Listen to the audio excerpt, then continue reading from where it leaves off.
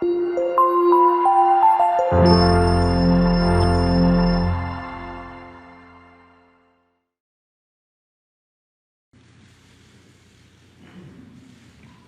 días.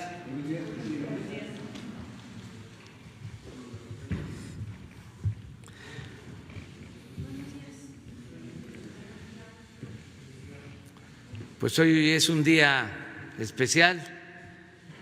Cumplimos 2 años de el triunfo que por mandato del pueblo nos otorgó este honroso cargo de presidente de la República.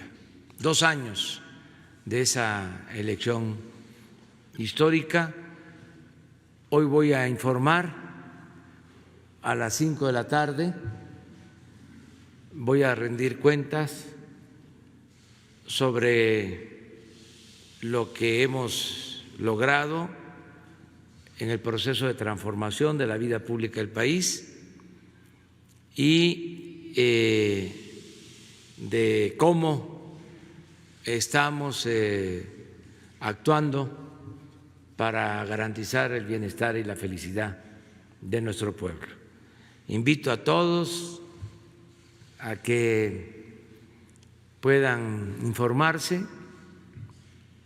A las 5 de la tarde se va a transmitir en redes sociales y es posible que se haga también en algunos medios convencionales, en estaciones de radio y en canales de televisión. Pero eso va a depender de la decisión que tome cada medio. Si considera que es importante la transmisión, van a dar los espacios, el tiempo. De todas maneras, repito, va a estar en redes sociales. Hoy entra en vigor el Tratado de Libre Comercio en una nueva etapa. Es también un acontecimiento importante, sobre todo en el terreno económico y comercial, y por eso vamos a que nos informen los responsables del gabinete de preparar las condiciones para que inicie el tratado con Canadá, con Estados Unidos,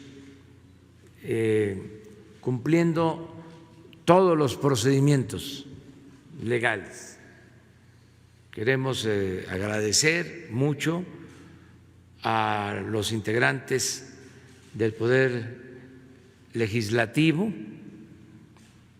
porque no solo se aprobaron las leyes fundamentales, el mismo tratado, sino también leyes complementarias. No tenemos nada pendiente. México cumplió en tiempo y forma. Por eso nos va a ampliar la importancia de las modificaciones legales el licenciado Julio Scherer Ibarra, que es el consejero jurídico de Presidencia. Va también a intervenir la doctora Graciela Márquez, secretaria de Economía, y el secretario de Relaciones Exteriores, Marcelo Ebrard. Los tres van a exponer sobre este tema y luego abrimos para las preguntas y las respuestas.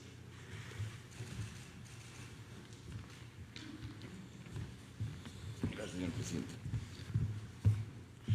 Muy brevemente, las leyes que se tuvieron que modificar para dar nueva vida a este nuevo tratado. El 29 de junio de 2020 se publicó en el Diario Oficial de la Federación el decreto que promulga el protocolo en el que se sustituye el Tratado de Libre Comercio de América del Norte, suscrito por México, Estados Unidos y Canadá. En este decreto se establece, de conformidad con los acuerdos entre los tres países, la entrada en vigor del tratado a partir del 1 de julio de este año.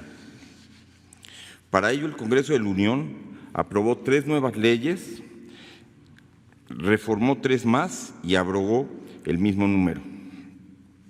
Las leyes que se aprobaron: el 29 de marzo el Congreso de la Unión aprobó la nueva Ley de Impuestos Generales para la Importación y Exportación y la Ley de la Reforma Aduanera.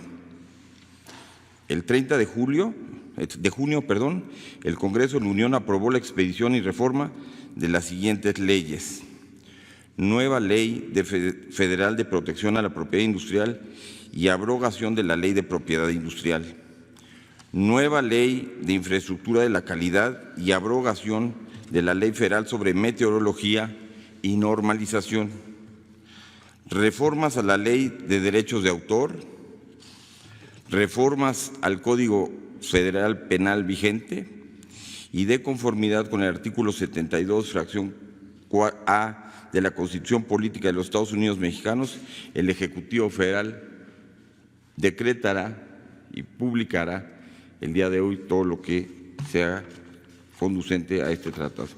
Es todo, señor presidente.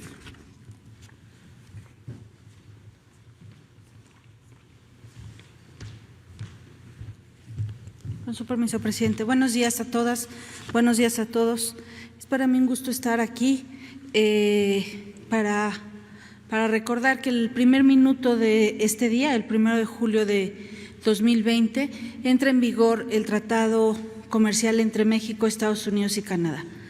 Se trata de una continuidad y al mismo tiempo una modernización de lo que había estado vigente desde el 1 de enero de 1994, el Telecan.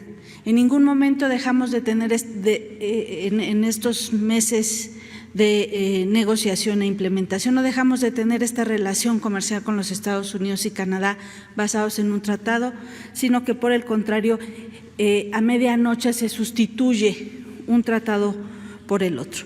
El TEMEC, como sabemos, es el resultado de un proceso de modernización del tratado que teníamos vigente, que permitió actualizar las reglas, unas reglas que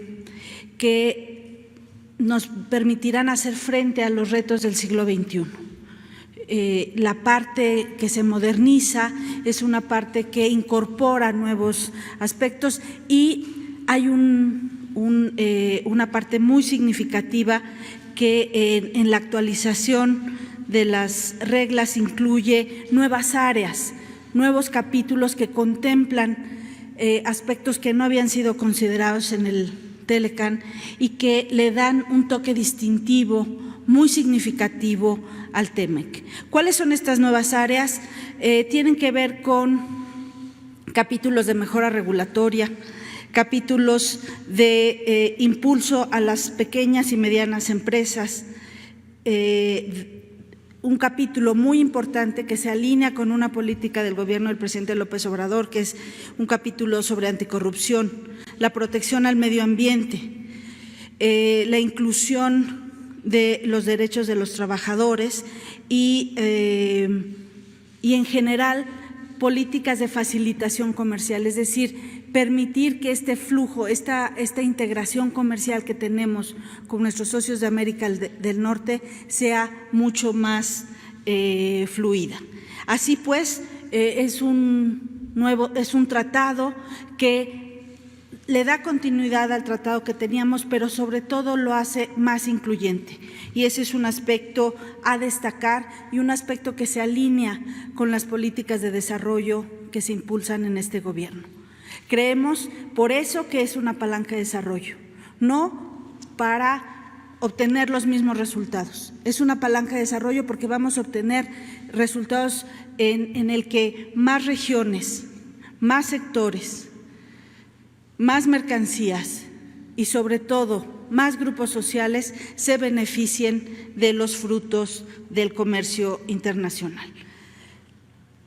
Quisiera nada más cerrar y decir que el comercio internacional es muy importante para la economía mexicana y también por eso constituye esta entrada en vigor del Tratado entre México, Estados Unidos y Canadá una palanca para enfrentar los retos económicos que ha puesto a la economía mexicana el COVID-19. Decir que casi 3/4 partes del PIB lo representa el comercio internacional. Entonces, sabemos que esta integración en América del Norte, una integración comercial, una integración productiva, servirá para salir adelante de estos efectos económicos del COVID, pero sobre todo que nos generará espacios de desarrollo, espacios de inclusión en todo el territorio nacional. Quisiera simplemente terminar diciendo que este es un trabajo colectivo, es un trabajo de los miembros del gabinete, la Secretaría de Relaciones Exteriores, la Secretaría del Trabajo y Previsión Social, la Secretaría de Agricultura y Desarrollo Rural, la Secretaría del Medio Ambiente. Todos ellos colaboramos para cumplir y llevar a buen puerto la implementación del Tratado de Libre Comercio, pero también la colaboración, acompañamiento de las leyes que teníamos que armonizar por parte del Poder Legislativo fue crucial para hoy estar, como ya ha dicho el consejero jurídico, listos para esta tarea. A mí nada más me resta agradecer al extraordinario equipo de la Secretaría de Economía, encabezado por la subsecretaria Luz María de la Mora, todo su equipo y todos los demás participantes, el director general del INPI, Juan Lozano, el director general de normas, Alfonso Guati, el enlace jurídico, Edwin Ramírez, y todo el equipo que en los últimos 6 meses estuvimos trabajando en hacer este día posible. El TEMEC es un trabajo colectivo, es un trabajo por México y seguramente lograremos de este tratado comercial convertirlo en esa palanca de desarrollo y no solamente de intercambio comercial. Muchas gracias.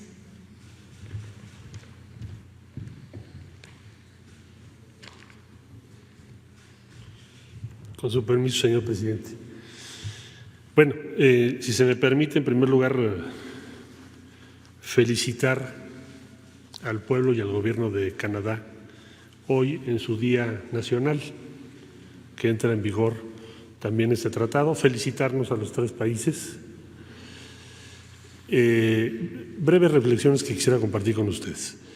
Hace 2 años, hoy son 2 años del triunfo histórico que ya mencionó el señor presidente de la República, se pensaba que este tratado era casi imposible, que era muy improbable que se llegara a él.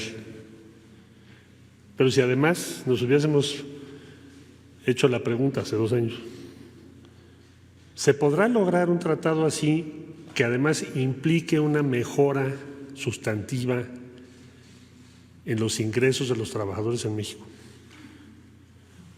¿O el tratado va a seguir siendo fundamentado en bajos salarios, como pasó en los últimos años, en su primera etapa de este tratado?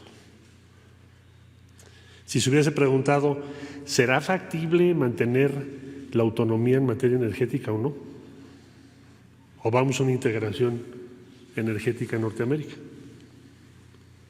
¿Será factible que el tratado establezca un mecanismo que nunca se ha aceptado o pocas veces se ha aceptado, casi nunca se ha aplicado en la relación entre ambos países, particularmente Estados Unidos y México, que son los paneles? Seguramente ustedes y quienes nos ven el día de hoy habríamos contestado: es imposible.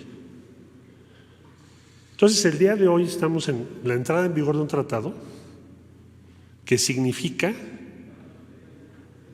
una apuesta para el desarrollo futuro de México basado en salarios competitivos y en que trabajo gane, basado en mecanismos que no se habían aplicado para resolver controversias o diferencias entre los dos países, los paneles. Y como ya lo dijo aquí la Secretaria de Economía, basado en la certidumbre sobre el largo plazo para México. Entonces es un hecho mayor y por eso estamos hoy aquí. Y por eso el señor presidente de la República, en llamada con el presidente Donald Trump,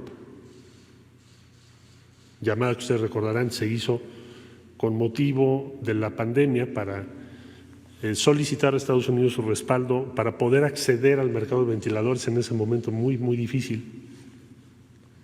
Le comentó al presidente Donald Trump, en la visión de México este es un logro mayor. Quiere decir algo muy significativo para nuestros países, más allá de nuestros gobiernos. Y por lo tanto sería bueno, sería importante procurar encontrarnos con motivo de la entrada en vigor del tratado. Es una nueva etapa en la relación entre los tres países, por lo que acabo de explicar. Y lo mismo hizo, misma referencia hizo con el primer ministro Trudeau. En ese caso, no proponiéndole un encuentro en presencia, porque el 1 de julio, como ya dije, hoy es la fecha nacional del Canadá, pero sí algún tipo de celebración, conmemoración, si es que se llevase a cabo el día de hoy. Bueno, pues esa fue la propuesta de México por la visión que acabo de decir. México ha sido un promotor importante de lo que hoy nos congrega, de esta entrada en vigor de un tratado que nos da certidumbre en las próximas décadas. Y pensamos, y piensa el presidente López Obrador, que vale la pena promoverlo, consolidarlo, expandirlo, porque vamos a vivir un mundo, y lo estamos viviendo no solo por el COVID, que es de suyo ya un reto muy grande, sino por la incertidumbre y las tensiones que estamos viendo en el mundo. Es un mundo diferente, cada vez muy, muy distinto a lo que habíamos pensado hace unos años.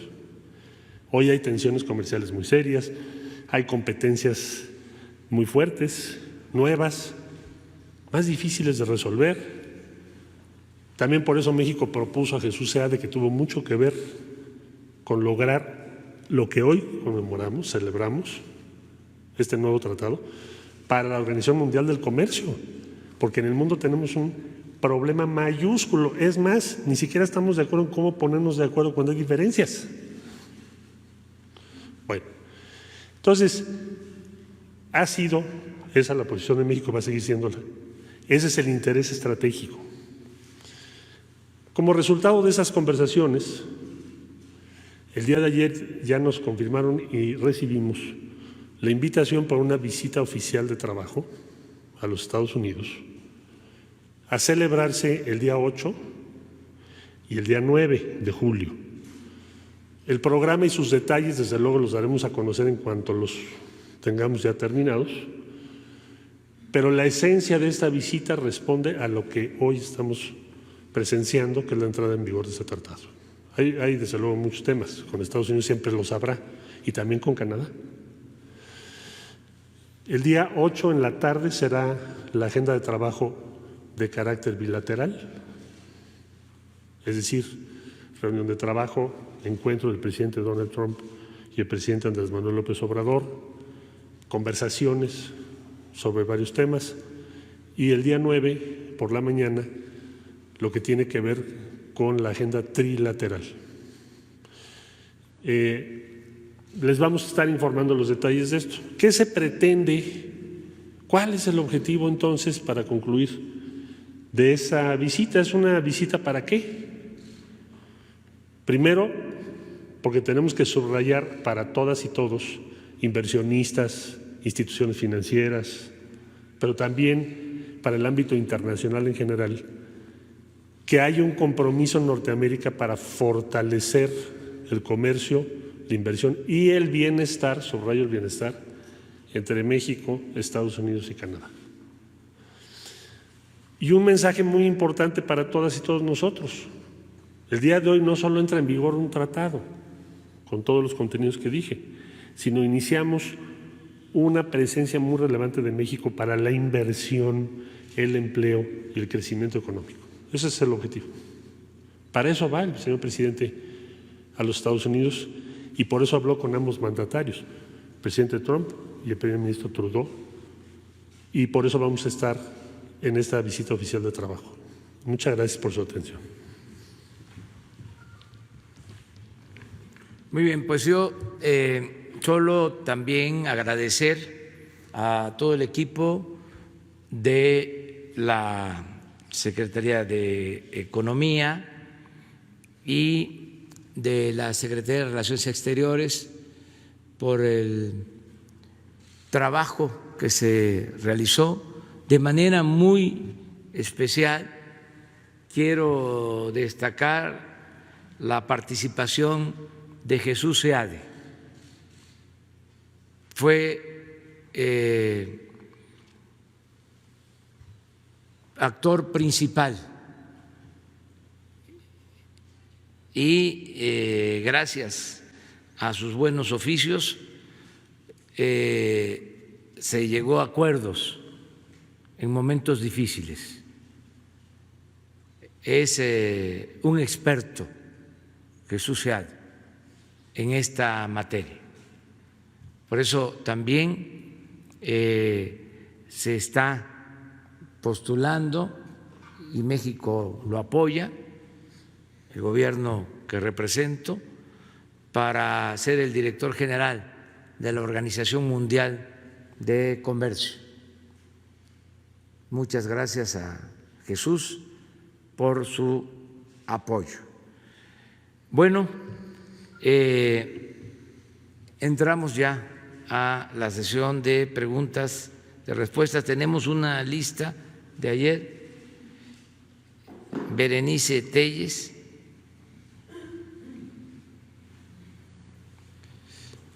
Buenos días, señor presidente.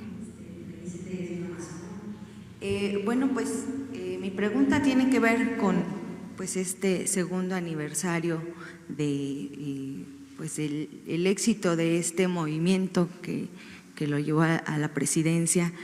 Y bueno, si me permiten, es un poquito larga mi pregunta, pero bueno, hace 2 años de su gobierno, por un lado, en una evaluación general, por un lado se encuentra un panorama adverso en contexto de una pandemia, donde bueno, pues hay grupos políticos, empresariales, hasta delincuenciales que se resisten a esta transformación. Y bueno, pues que estaban acostumbrados a viejas prácticas de corrupción que ya se habían hecho como habituales y se habían normalizado incluso dentro de la propia sociedad a pesar de un malestar que existía. Y por el otro lado está esta fortaleza suya, señor presidente, de esta empatía que ha generado con millones de ciudadanos mexicanos en contra de todas estas injusticias de gobiernos anteriores y pues donde su gobierno ha resaltado en temas de eficiencia administrativa en comparación a los otros gobiernos en temas de salud, seguridad, inversión en infraestructura a pesar de mucha oposición y el tema de los jóvenes, de pueblos originarios y adultos mayores.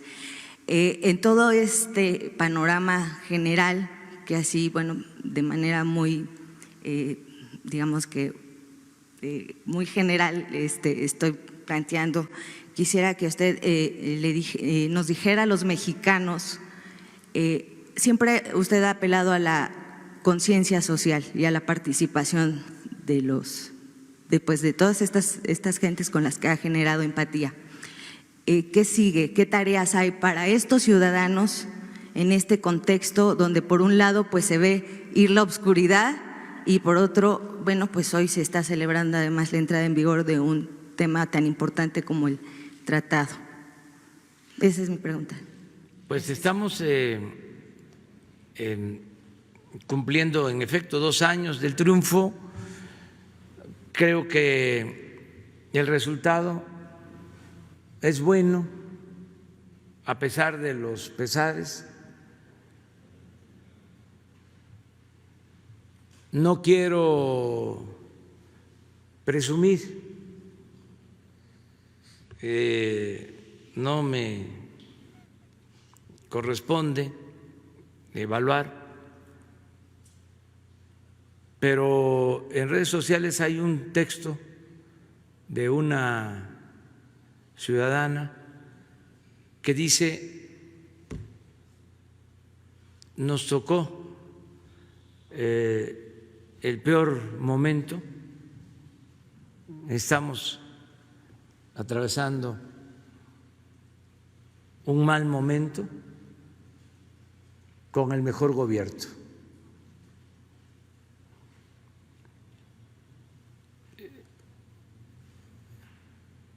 Eso es lo que muchos piensan.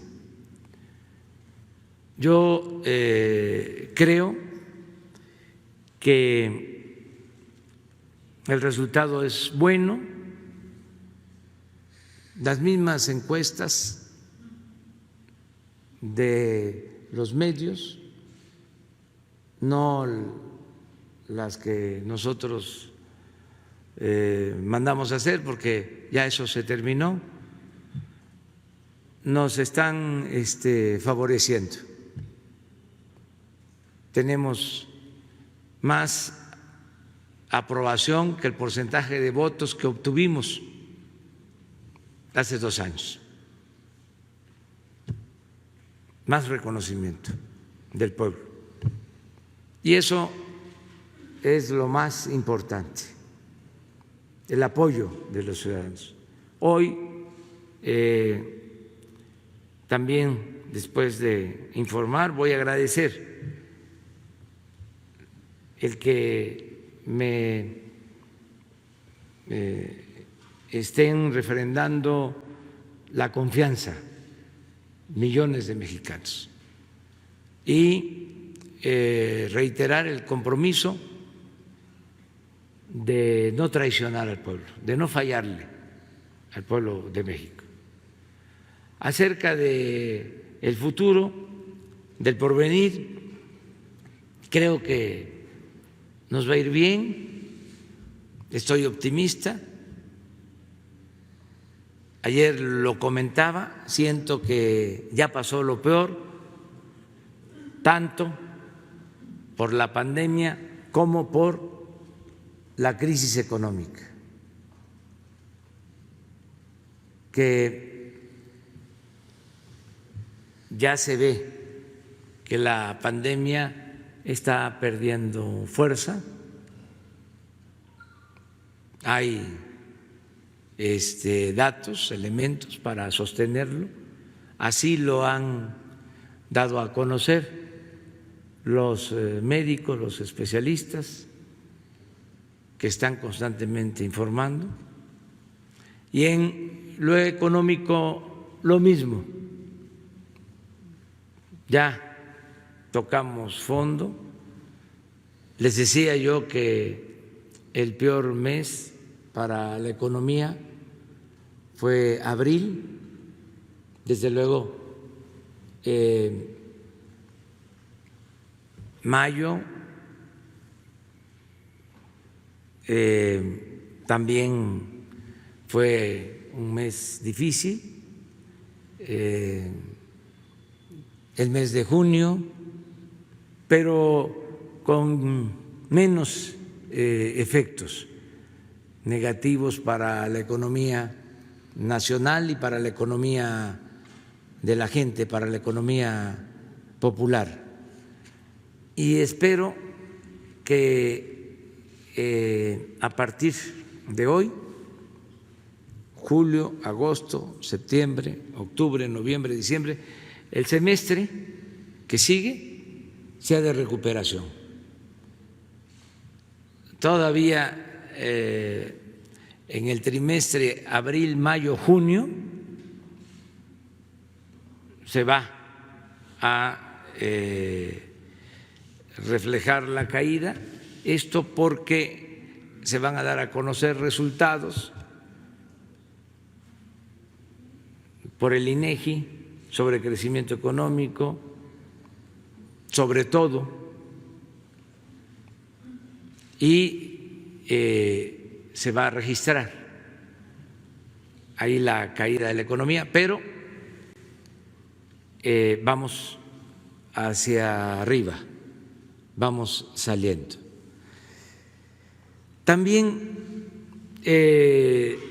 estoy muy satisfecho porque hemos protegido frente a estas calamidades, tanto de la pandemia como de la crisis económica, a la población más pobre, a los más débiles. Hemos destinado presupuesto como nunca a apoyar a los de abajo. Y esto ha ayudado a temperar, a que no se sienta tan fuerte la crisis económica. Hoy mismo estamos iniciando la dispersión de cerca de 50,000 millones de pesos para entregar de manera anticipada pensiones por 4 meses a más de 8 millones de adultos mayores y a cerca de 800,000 niñas y niños con discapacidad. Y vamos a seguir apoyando. Entonces, es bueno el balance, pero me gustaría que nos acompañaran, que escucharan el informe, que vieran el informe a las 5 de la tarde. Como estamos ya en temporada de lluvia, no lo vamos a hacer en el patio, lo vamos a hacer en el recinto en el que se aprobó la Constitución Liberal de 1857, en ese recinto histórico, también para que no haya preocupación. Se le solicitó permiso al Instituto de Antropología e Historia para utilizar este recinto histórico. Vamos a guardar también la sana distancia, no se va a saturar. Por eso a lo mejor no van a poder estar todos ustedes. Bueno, sí, vamos a estar, siempre vamos a estar, pero en lo presencial. Sin embargo, se van a poner pantallas para que puedan estar ustedes presentes y que nos acompañen, son invitados especiales. Bueno, vamos con Antonio Baranda. Gracias, buenos días, presidente, buenos días a todos. El día de ayer comentaba, presidente, que se van a interponer denuncias en contra de empresas que venden energía a la Comisión Federal de Electricidad. Me gustaría que abundara sobre este tema, es decir, qué empresas son las que estarían involucradas y en qué conductas habrían incurrido, y específicamente preguntarle si los convenios presuntamente fraudulentos a los que hizo mención el día de ayer son de la pasada administración, son previos a la reforma energética y si están involucrados funcionarios de la CFE o de órganos autónomos. Sí, vienen de tiempo atrás estos contratos que nosotros consideramos fraudulentos. Fueron contratos pantalla, porque se hicieron licitaciones, se estableció un precio por el pago de la energía que la Comisión Federal de Electricidad le compra a las empresas particulares pero era nada más la formalidad, la pantalla, la faramalla, porque de inmediato entraba un anexo con otra tarifa en la que se le tenía que pagar más a las empresas particulares, la mayoría empresas extranjeras y destacadamente empresas españolas. Esto se repitió durante mucho tiempo, antes de la llamada reforma energética y después de la reforma energética. Entonces, a todas luces se trata de un fraude a la hacienda pública y se están preparando las denuncias para proceder en contra de los responsables que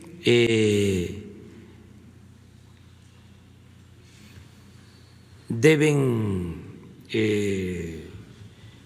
considerarse en estas acusaciones a funcionarios de la Comisión Federal de Electricidad y a los dueños accionistas de estas empresas.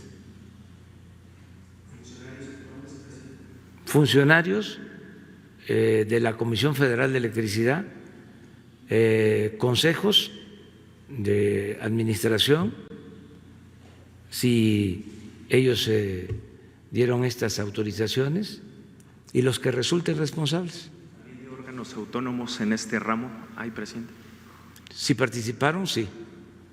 Si avalaron este tipo de fraude. Entonces, lo que queremos es ponerlo de manifiesto, que la gente lo sepa, porque se engañó durante mucho tiempo al pueblo, hablando de que se le daba subsidio a los consumidores, cuando el subsidio se le entregaba a estas empresas, cosa que no sucede en ningún país del mundo. Subsidio no solo por pagarles altas tarifas, subsidios también por no cobrarles el costo de la distribución de la energía eléctrica, el uso de las líneas de transmisión de energía eléctrica, y también subsidio porque se permitía que, aunque no entregaran el 100% de la energía, aunque entregaran el 40%, se les pagaba el 100%. Entonces, todo eso es lo que se va a ventilar, que quede completamente claro, que todos lo entendamos. Afortunadamente, ahora hay esta posibilidad de informar. No lo voy a decir hoy en el informe, pero lo digo ahora. Esto es totalmente nuevo, esto es parte de la transformación, el que todos los días estemos informando. Nunca se había garantizado tanto el derecho del pueblo a la información como ahora. Entonces, vamos a explicar en qué consistían estos contratos, porque no es un asunto nada más jurídico o de tribunales, es un asunto que tiene que ver con la moral pública, que tiene que ver con la corrupción y que no podemos nosotros ser cómplices, mucho menos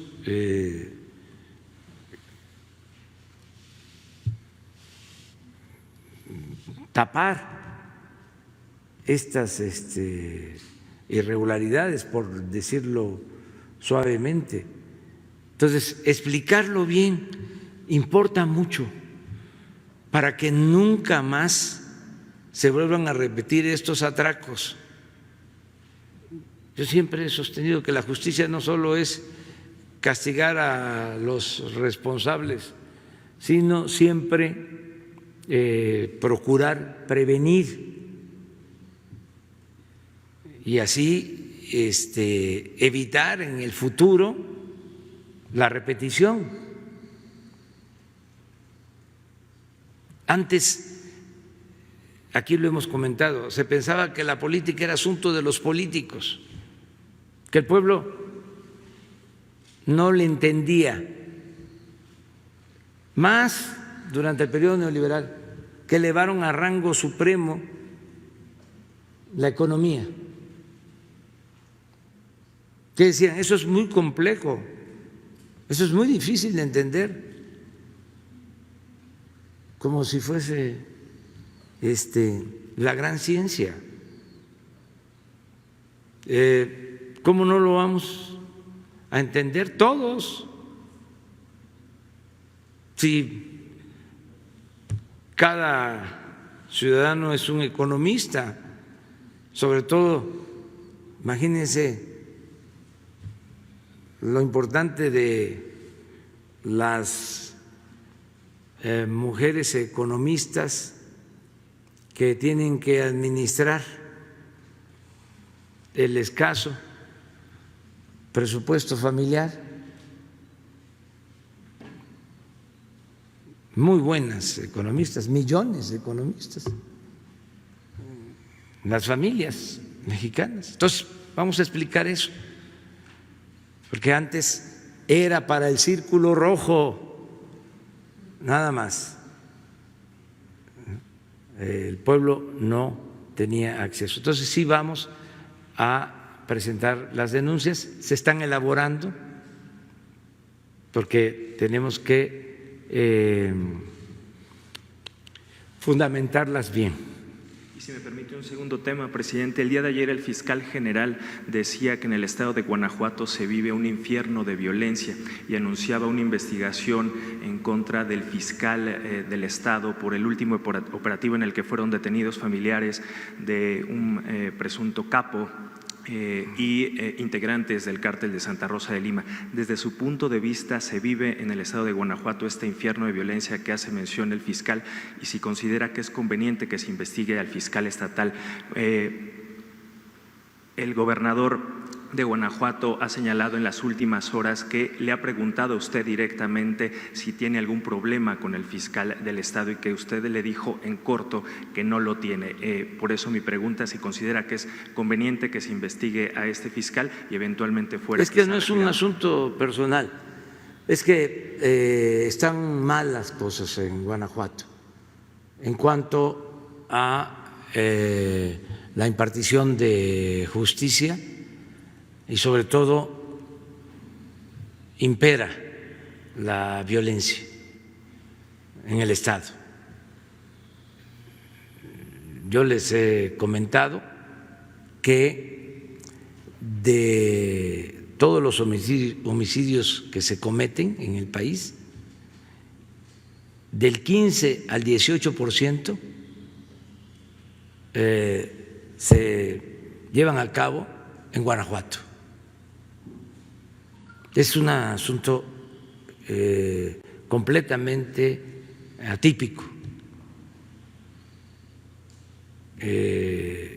Son muchos homicidios.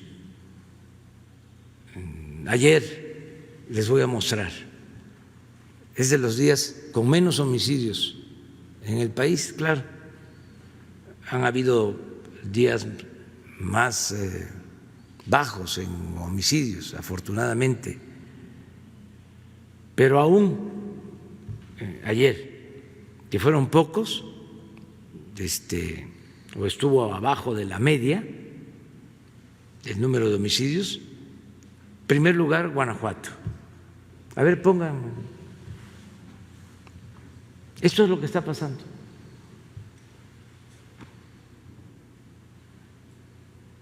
Mire, ayer, 73 homicidios en el país.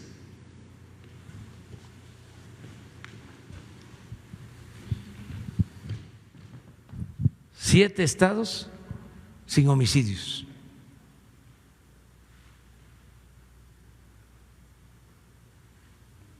En Guanajuato, 10 de los 73.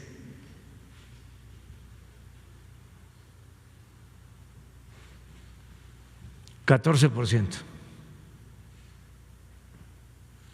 Y hay veces que llega al 20%.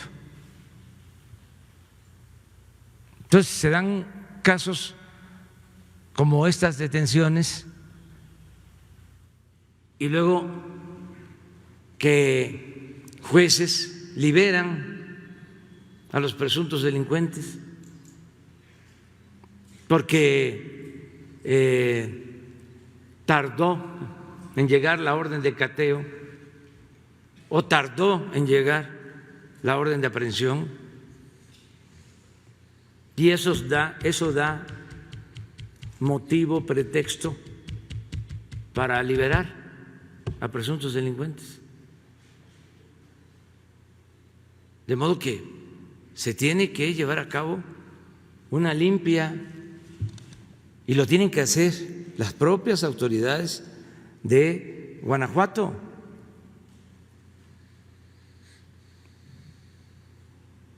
Porque no está bien. El pueblo de Guanajuato no merece vivir en la zozobra, en vilo, por la violencia.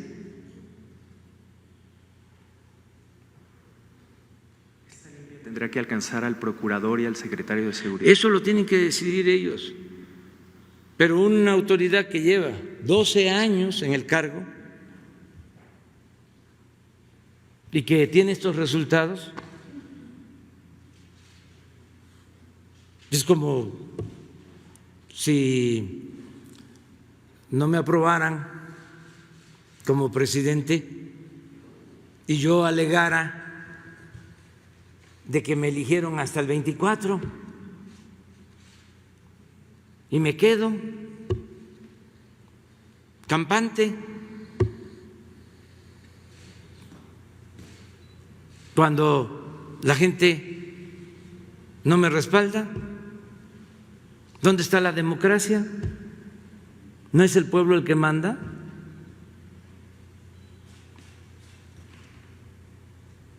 Entonces, en política, entre otras cosas, cuentan los resultados.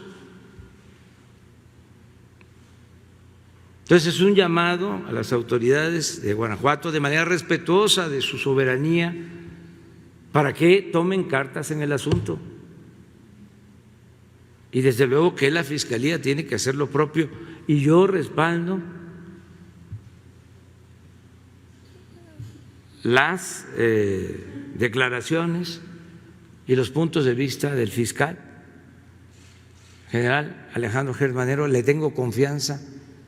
Aprovecho para felicitarlo por lo que dio a conocer el día de ayer. Dos cosas muy importantes: el que se está esclareciendo lo de los jóvenes desaparecidos de Ayotzinapa.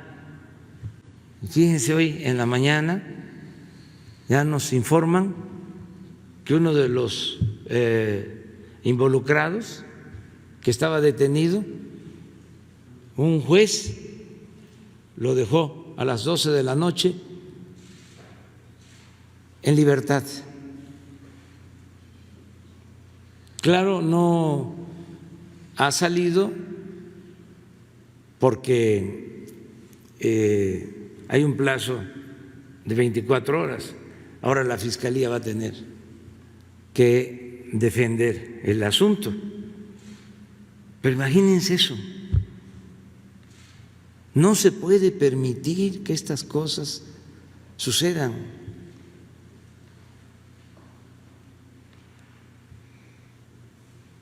¿Qué alegan siempre? está mal integrada la averiguación. El caso de Ayotzinapa es un asunto de Estado.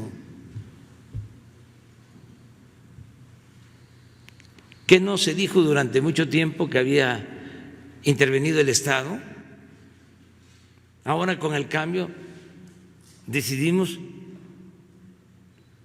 que íbamos a aclarar este asunto a partir de ponernos de acuerdo todas las instituciones del Estado para que se haga valer un Estado de derecho en el país, que nunca jamás se cometan estas atrocidades en el país. Es un asunto de Estado el que se aclare la situación de Ayotzinapa. Por eso, repito, felicito al fiscal por esta decisión. Y no es de que se integró mal la averiguación. Si se trata de un asunto de justicia, porque no se puede nada más apelar al derecho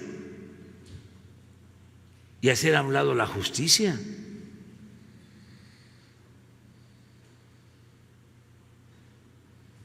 ¿Qué opciones hay si está mal integrada la averiguación?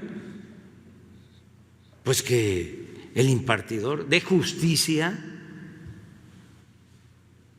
proponga que se reponga el procedimiento, pero no utilizar una deficiencia en el caso de que se haya presentado como pretexto para dejar en libertad a un presunto delincuente. Eso se tiene que terminar, porque detrás de todo esto, de esas fallas en los procedimientos, en el fondo es la corrupción lo que prevalece. Tenemos que limpiar de corrupción al gobierno en su conjunto. Lo otro importantísimo de el día de ayer es el anuncio de que acepta la extradición el señor Lozoya y que está dispuesto, según las palabras del fiscal, a dar a conocer todo lo que sucedió con relación a los sobornos de Odebrecht, todo el dinero que se repartió. Eso no lo dijo él, el fiscal, eso lo digo yo.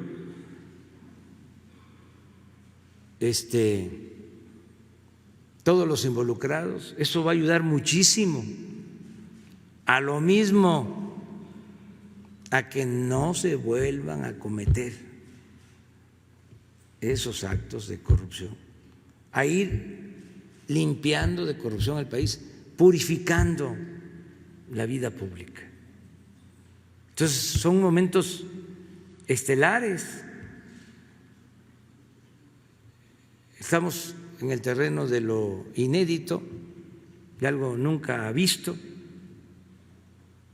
Entonces, qué bien que con hechos se está demostrando que no hay corrupción y no hay impunidad.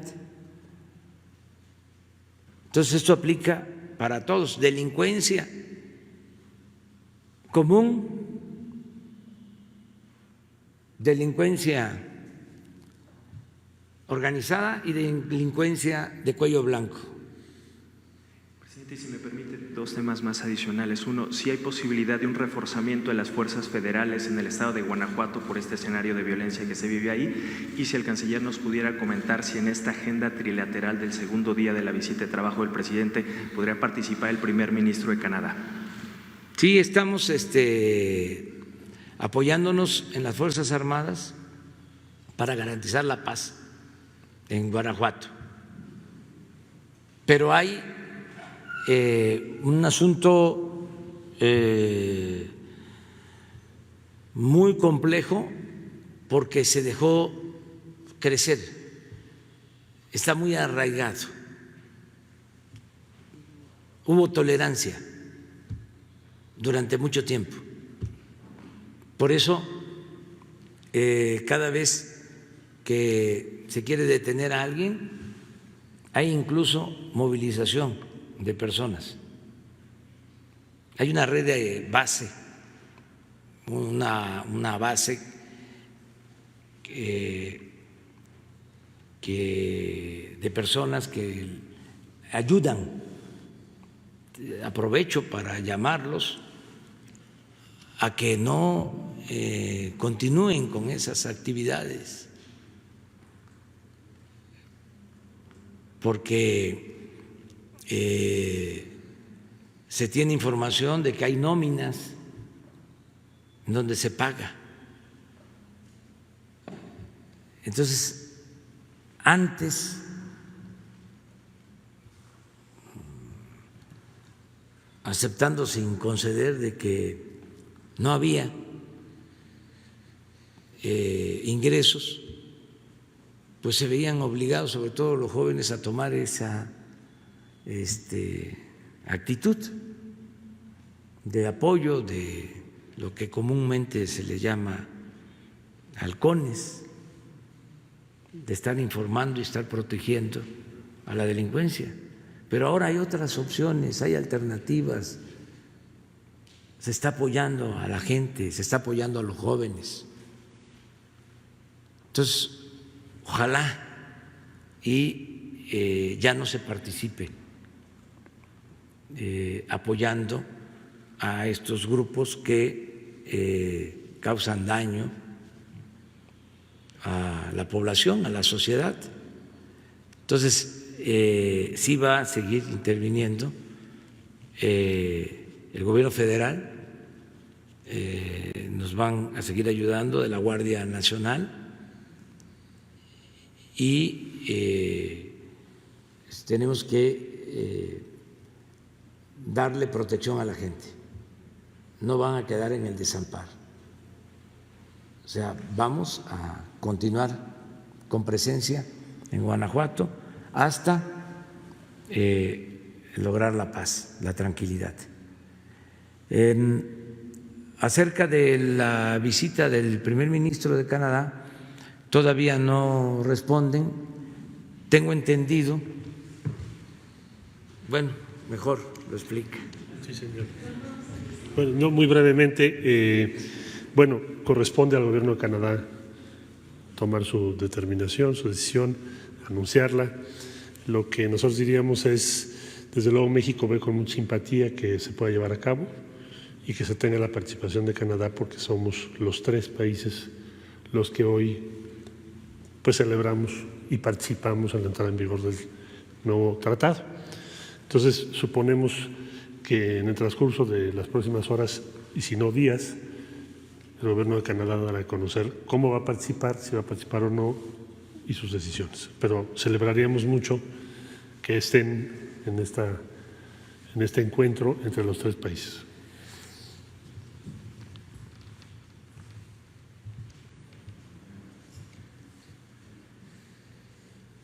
Sharon Monterrubio. Gracias, buenos días. De Canal 14 del SPR. Primero, sobre Ayotzinapa, ¿hasta dónde llegó la mentira histórica? ¿Y qué implicaciones políticas tiene que Emilio Lozoya, el exdirector de Pemex, finalmente haya aceptado ser extraditado? Y otra pregunta, de acuerdo a la encuesta telefónica de ocupación y empleo, el trabajo informal alcanzó 51.8% de la población activa. Considera más bien que es suficiente los apoyos que otorga el gobierno, y cuáles serían los perfiles que están pendientes por atender, además de qué manera el TEMEC apoya en la situación de mejorar los empleos. Sí, en el caso de la cuestión económica, de lo que preguntaste al final, estamos atendiendo a quienes se buscan la vida como pueden, en la calle, de manera honrada, pero esto hay que decirlo.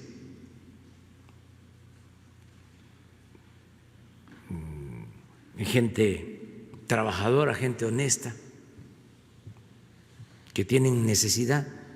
Si no funciona durante décadas como ha pasado la llamada economía formal, pues fue creciendo la economía informal. La gente decide obtener su sustento en sus casas, ponen ahí la venta de comida o de cualquier mercancía. Nuestro pueblo es un pueblo trabajador, luchón. Hay que tomar en cuenta eso. A veces los conservadores solo se dedican a criticar a los que trabajan en la calle, quisieran que no existieran,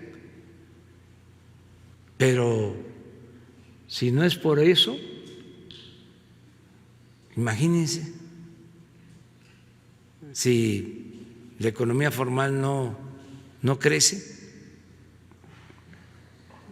La gente ha tomado sus decisiones para tener ingresos y sí, en efecto, el peso de la economía informal en México es mayor que en otros países. Por eso tenemos que pensar en el empleo de la economía formal y también en los que no tienen empleo en la economía formal. Muchos, millones. Entonces, los créditos que se están dando, por ejemplo, incluye a integrantes de la economía formal, pero también la mayoría son miembros de la economía informal, comerciantes. Ahora estamos ayudando a tianguistas, se está ayudando a taxistas, a quienes se dedican a las artesanías, a distintas actividades, se les está apoyando y lo vamos a seguir haciendo siempre, siempre. Por eso el esquema nuestro es distinto a lo que se aplica en otros países y a lo que antes se llevaba a cabo en el país con la política neoliberal. Antes era arriba, atender arriba, pensando que si llovía fuerte arriba, goteaba abajo, que si les iba bien a los de arriba, les iba a ir bien a los de abajo. Y aún haciendo eso en el sector formal, porque partía de eso, de atender solo el sector formal, pues se quedaba fuera la mayoría de los trabajadores o un porcentaje considerable de trabajadores de la economía informal. Esa es otra de las bondades del método que se está aplicando de atender de abajo hacia arriba, porque se abarca a todos. Yo puedo decirles que en la base de la pirámide poblacional, los de más abajo son los que tienen más programas de apoyo, de bienestar, a los que les estamos dirigiendo el mayor número de programas de bienestar. Entonces, quisiéramos ayudarlos más, pero son nuestras posibilidades, o sea, hacemos lo posible también para no endeudarnos, para no generar un daño mayor, porque si no sería un círculo vicioso. Fíjense, si con esta crisis pedimos créditos, se endeuda el país, ¿qué pasa? Pues ya en el futuro tendríamos que destinar más dinero del presupuesto a pagar intereses de la deuda. Y si tenemos que pagar más intereses de deuda, se reduce el presupuesto que podemos destinar de manera directa al bienestar de la gente.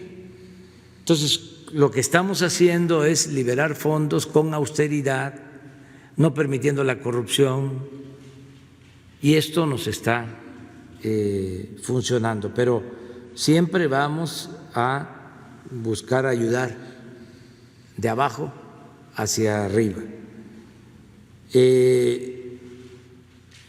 Sharon, ¿tu otra pregunta? Sobre Ayotzinapa y la mentira histórica, precisamente, se construyó toda una narración para implicar a los propios estudiantes en el tráfico de drogas. Un personaje como Cerón se dedicó a construir grandes mentiras antes de él, artífice de la mentira del caso de la niña Paulette, y luego como director de la Agencia de Investigación Criminal sembró la evidencia en Cocula. Sí, se está haciendo la investigación por parte de la Fiscalía y se va a aclarar todo. Yo entendí ayer lo que dijo el fiscal, de que se desconoce lo que se llamó, entre comillas, verdad histórica, ¿no? O sea, todo esto que fabricaron acerca de la desaparición de los jóvenes, según entendí, el fiscal expuso que se tienen todos los elementos para demostrar de que fue una gran simulación y que ya hay pruebas de lo que verdaderamente sucedió. Y yo celebro esto. Y la instrucción, por lo que a nosotros corresponde, es de que no se proteja a nadie, que no haya impunidad, que el que participó sea castigado. Y bueno, sobre las implicaciones políticas de Lozoya al aceptar ser extraditado. Pues eso también va a ayudar mucho, porque seguramente él va a declarar, está, según entiendo, aceptando la extradición por un acuerdo con la Fiscalía para lograr algunos beneficios en cuanto a su posible consignación y condena,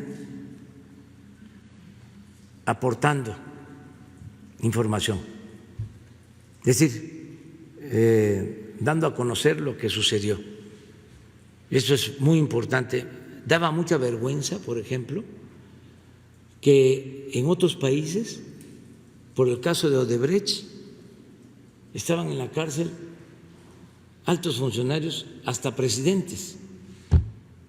Y en nuestro país, nada. Nada absolutamente. O sea, campeones en impunidad. Entonces, que esto, aún con el tiempo, se aclare, se repare ese daño, va a ayudar mucho a sanear la vida pública del país.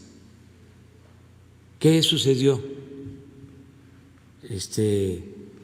¿Cómo se recibía ese dinero de soborno? ¿A dónde iba a parar? ¿Quiénes participaron? Ayer el fiscal habló un poco de que habían personas relevantes. ¿Cómo dijo al final? ¿No tienes la declaración? Porque es un lenguaje así, no como el que usamos aquí en la mañana, más técnico, sí, físico.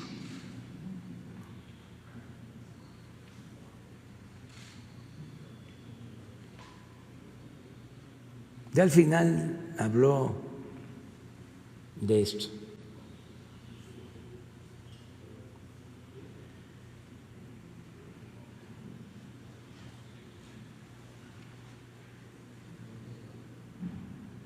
Hace 10 años no podíamos hacer esto, ¿eh?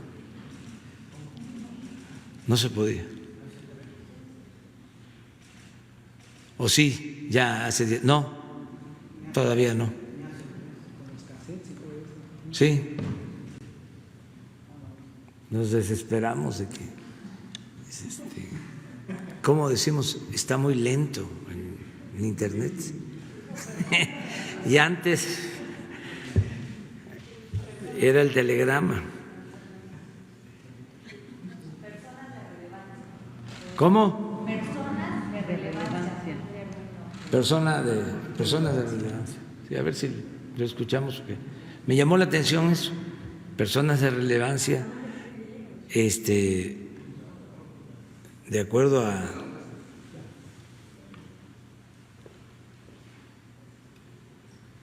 una vez que esta etapa se haya cumplido, se iniciarán de inmediato las diligencias procedentes para esclarecer las responsabilidades de todos los involucrados y sus beneficiarios de los delitos ya señalados, incluyendo personas de relevancia. Esto es, en términos coloquiales, machuchones. Personas de relevancia o grupos políticos. ¿Qué son grupos políticos? Partidos. ¿Cuál es la definición de un partido político? ¿Sí? Es la agrupación de ciudadanos que tienen como propósito llevar a cabo una acción política con principios, o grupos políticos que hayan participado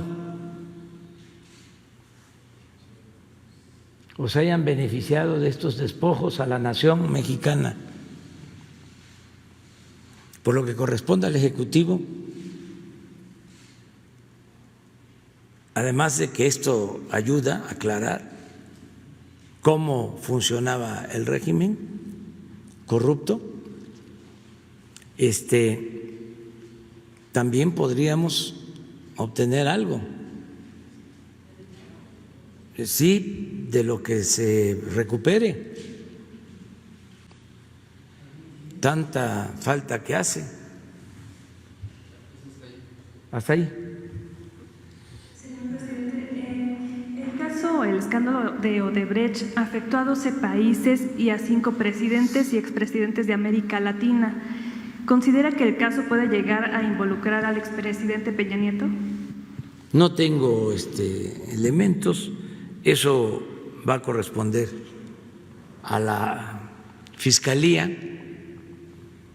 y de las investigaciones que se realicen, pero sí va a ser interesante el proceso. Gracias. Muy bien, entonces vamos con Urbano.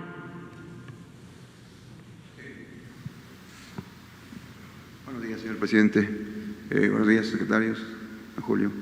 Yo quisiera preguntarle si el día 8, estando usted allá en Estados Unidos, va a tocar el tema con el presidente Donald Trump acerca de la ayuda que él se había comprometido a enviar a los países de Centroamérica.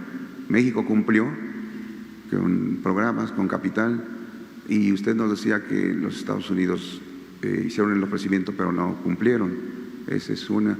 El otro tema, aprovechando que está el canciller y la secretaria don Julio, preguntarle si con este panel de controversias que se incluye ya en el tratado se ahuyenta de manera definitiva esa vieja certificación, esas amenazas arancelarias, y todo va a negociarse dentro de este panel para la tranquilidad de los mexicanos, todas las empresas inversionistas, sectores, todo esto. Esa sería la primera pregunta. Si quiere le planteo las tres para si nos pueden ayudar a los secretarios. El otro tema sería preguntarle a la secretaria cómo se va a ayudar a estos sectores que pararon antes, que fueron los primeros en detener por el COVID y que son los últimos que van a recuperarse. Hace unos días estuvieron aquí afuera, incluso le trajeron música y serenatas y todo, un movimiento que se llama Movimiento La Música Nos Une.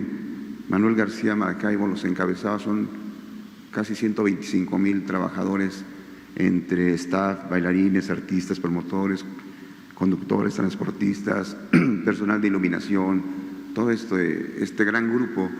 Y ellos quisieran preguntarle, señor presidente, que cómo se les podría beneficiar, porque sin duda va a ser un periodo muy largo, como nos dice el doctor Gatell, y ellos serían de los más afectados. Tal vez la secretaria nos puede apoyar en ese tema. Y la última, aquí tal vez don Julio nos puede ayudar un poco, es acerca de los factureros, o las empresas factureras. Yo observé que hay al menos 3 niveles de investigación. Usted nos decía que hay empresarios que ni siquiera conocían de que estaban siendo objeto de un fraude, ¿no?, de sus contadores, y que ya han aceptado ir al SAT, negociar y ponerse al corriente. Pero hay otro nivel, otro grupo, que son quienes sí sabían que había fraude y colaboraron. ¿Qué se va a hacer en ese caso? Y más allá, ¿qué se va a hacer con los despachos jurídicos, con los despachos contables que existen? Que usted seguramente tiene el reporte ya de todos ellos. Algunos de ellos incluso son de personajes que en el pasado fueron sus persecutores, que son abogados muy afamados, pero que siguen vigentes. ¿Y ahí qué se va a hacer? ¿Se les va a perseguir? ¿Sí va a haber detenidos o va a haber punto final? Gracias, señor presidente. Gracias a todos. Bueno, yo creo que es oportuno aclarar que nosotros no fabricamos delitos a nadie y que actuamos con completa transparencia. Cuando sabemos de ilícitos o presuntos ilícitos, se presentan denuncias a la Fiscalía, que también debemos de recordar es un organismo autónomo. Antes el fiscal, que se llamaba procurador, dependía del presidente. Ahora la Fiscalía es autónoma. Esto es nuevo y muy importante. Entonces, en el caso de los factureros, ya lo hemos dicho, se encontraron estos desfalcos, son 2 tratamientos, en efecto, los que promueven estas prácticas, los despachos que se dedicaban a estos ilícitos, y la gente, los contribuyentes que cayeron en estas insinuaciones, en la tentación de ahorrar dinero, de no pagar completo las contribuciones o los impuestos. Entonces, muchos también no sabían, tan es así que se están regularizando. Mucha gente está asistiendo ya, está llegando al SAT a regularizarse. Así es, quiero ver cómo está mi situación y si hay facturas falsas y tengo que corregir, lo hago. Entonces, ese es el plan, pero sí son dos tratos. En el caso de los autores intelectuales, de los que promovieron este sistema de defraudación a la hacienda pública, son demandas penales. Esto Julio lo puede explicar. Acerca de lo del tratado, una de las cosas importantes es que son reglas claras. Ya no pueden haber cierres de frontera o aumento en aranceles de mercancías sin un procedimiento de tipo legal, con los famosos paneles donde participen los tres países, representantes de los tres países. Entonces esto nos da mucha certidumbre, incluso hasta para las cuestiones laborales. No es que venga una inspección y no se está cumpliendo con la ley laboral del país, o hay maltrato a los trabajadores y de inmediato se cierra esa empresa o se cierra toda la rama productiva, no solo de la empresa, sino de toda una actividad productiva, por ejemplo, la industria de autopartes. Si es una empresa de autopartes, toda la industria de autopartes se le impide seguir exportando. No, es un procedimiento en donde se tienen que aportar pruebas, intervienen los tres países. Entonces, sí es un avance lo del tratado, pero las dos cosas las explican tanto Julio como Graciela.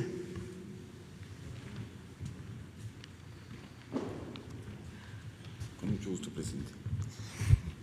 El presidente de la República instruyó tanto al SAT como a la Procuraduría Fiscal que hicieran una revisión de las empresas para ver cuáles se relacionaban con posibles empresas que se dedican a la facturación. No solo son empresas, sino también son despachos que tienen esta actividad ilícita. Se le presentó al presidente una lista de empresas que están perfectamente relacionadas, despachos que están relacionados, y infinita cantidad de personas que han hecho uso de las facturas falsas.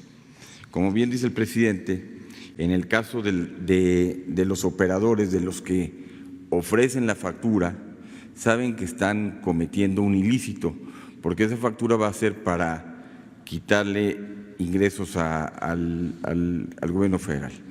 Entonces se determinó presentar denuncias penales, ya se presentaron 5 denuncias penales en contra de los factureros y a las personas que de buena voluntad utilizaron sin saberlo las facturas y que quieran regularizarse, se les invitó y se les está invitando a que pasen al SAT, que cubran sus impuestos y, como los convenios que tiene el SAT muchas veces, se van a regularizar sin llegar ni al crédito fiscal ni a la denuncia penal. Básicamente eso es lo que se hizo. Por supuesto, se tiene una investigación sobre todos, no se va a dejar a nadie impune si se encuentra que vendieron las facturas o sabiendo que había un ilícito, compraron estas mismas. Es todo, muchas gracias. En el caso de los despachos, don Julio, ahí, ¿qué tratamiento se les daría? ¿En el caso de qué? De los despachos contables y jurídicos. Es la misma situación. Lo mismo. Tanto despachos contables como despachos de abogados se dedicaron también a esta actividad y también van a ser denunciados. Perfecto. Gracias.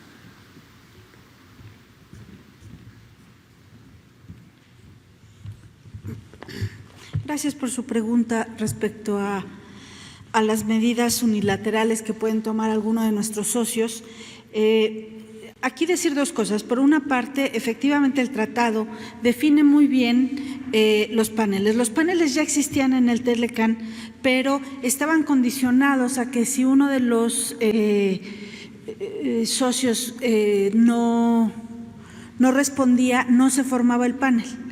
La gran ventaja en el TEMEC es que el panel se va a formar independientemente de la voluntad de las partes. Entonces, hay un avance en ese sentido. Y por otra, hay dos tipos de paneles, los que tienen que ver con respecto al contenido laboral y los que tienen que ver con disputas entre empresas de ambos lados de la frontera. En el caso de lo laboral, nosotros hemos estado trabajando mucho con el sector privado, con las cámaras empresariales, porque nos parece que la mejor defensa para estos paneles es que no generemos las condiciones para que se den. Y les pongo un ejemplo. Había mucha preocupación porque había noticias que Estados Unidos o algunas empresas en Estados Unidos iban a demandar por el trabajo infantil y el trabajo forzoso. Y cuando los empresarios nos llamaron alarmados a la Secretaría, diciendo que venían miles de demandas por estos temas, pues la respuesta era muy sencilla. Está mal que haya trabajo infantil y trabajo forzado en México. Tenemos que cumplir con la ley. Y por eso, digamos, y eso es ayer algo que reflexionaba en una de las entrevistas, es también este gobierno, este tratado se alinea con los programas prioritarios del gobierno. Hoy los niños en México tienen becas a todos los niveles de gobierno, justamente para que no tenga que estar en los campos agrícolas, justamente para que no haya trabajo forzado. Entonces, lo mejor que podemos hacer para nuestra estrategia en los paneles es prevenir que haya democracia sindical. Pero eso es algo que este gobierno iba a impulsar con el TEMEC o sin el TEMEC. Que se respeten los derechos de los trabajadores. Pues imaginen un gobierno que no quiera que se respeten los derechos de los trabajadores. Bueno, este gobierno está decidido y el trabajo conjunto que hemos hecho con la secretaria alcalde en el sentido de avanzar y poner en vigor todo lo dispuesto por la Ley Federal del Trabajo. Entonces, creemos que hemos estado haciendo ese trabajo, que hemos estado trabajando muy fuerte hemos hecho talleres, hemos dado a conocer el contenido laboral del tratado, justamente para que las empresas estén preparadas. Y si se forma el panel, pues responderemos conforme a los tiempos. Está muy normado. Tiene que haber una demanda en Estados Unidos, tiene que aprobarse como tal la demanda en instancias de Estados Unidos o de Canadá y nos llega a nosotros la demanda. Tenemos 5 días para responder y después se inicia la formación del panel y el dictamen. Es cierto que estos paneles van a ser más cortos que otros, estos estamos estimando que duren aproximadamente 6 meses. Y como decía el señor presidente, un fallo negativo, si lo hubiera, no va a afectar a toda la rama productiva, no va a afectar a todo el país, va a afectar a la empresa involucrada. Pero lo mejor es que trabajemos con esa empresa involucrada y lo mejor es la señal que mandamos para la inversión extranjera que viene al país. En México se respetan los derechos laborales. Gracias. Y ya nada más la tercera, acerca de los recursos, señor presidente, que no se enviaron a Centroamérica y que México sí cumplió. ¿Va a tocar el tema usted? Vamos a tratar básicamente lo relacionado con el tratado, pero vamos a conversar seguramente de otros temas. Y ya ustedes conocen cuáles son nuestras posturas en todos los campos, pero consideramos que es muy importante lo del tratado, que es muy oportuno, además, en estos tiempos, que va a ayudar mucho a la economía de los 3 países, que va a ayudar mucho a los pueblos de las 3 naciones. Entonces, desde el crack, desde la crisis mundial del 29-33 del siglo pasado, no se enfrentaba una situación económica tan grave en el mundo. Y el que entre en vigor este tratado, que nos pongamos de acuerdo para fortalecer las economías de América del Norte, va a ser de mucha ayuda.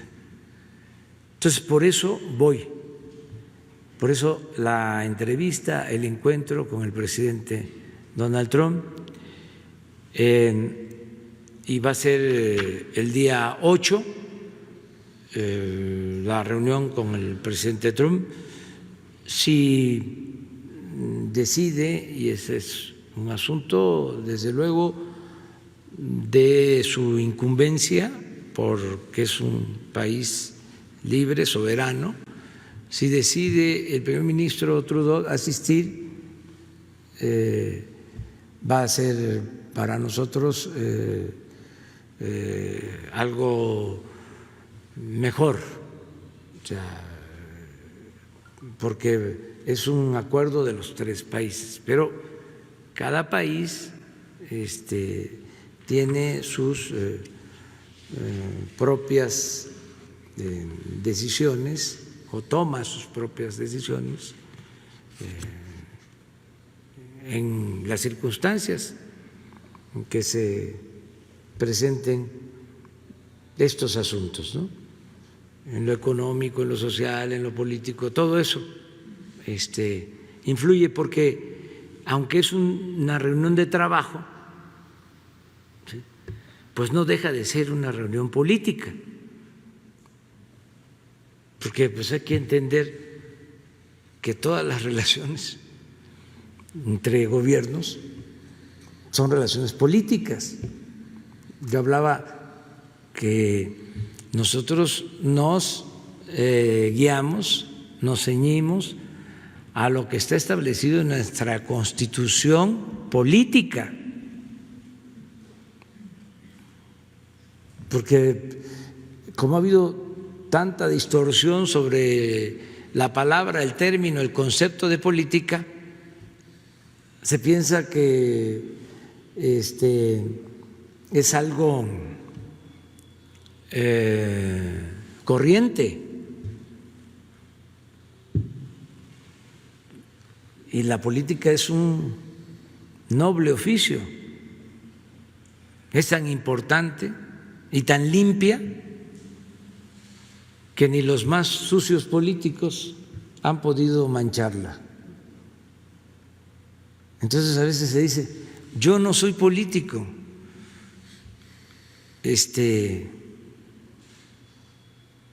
A mí me gustaría, ¿no tienes el poema de Brecht sobre el analfabeta político? A ver, porque es interesante. Claro, una cosa es la política y otra cosa es la politiquería. Eso sí se tiene que distinguir, pero la política es una actividad, es un oficio, algunos dicen una ciencia, un arte, pero en fin, es algo importante.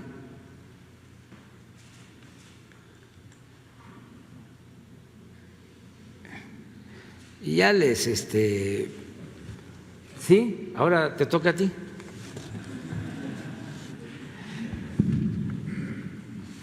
Bueno, es el poema de Bertolt Brecht, dramaturgo alemán, y dice: el analfabeta político. El peor analfabeto es el analfabeto político. No oye, no habla, ni participa en los acontecimientos políticos. No sabe que el costo de la vida, el precio del pan, del pescado, de la harina, del alquiler, de los zapatos o las medicinas dependen de las decisiones políticas. El analfabeto político es tan burro que se enorgullece e hincha el pecho diciendo que odia la política.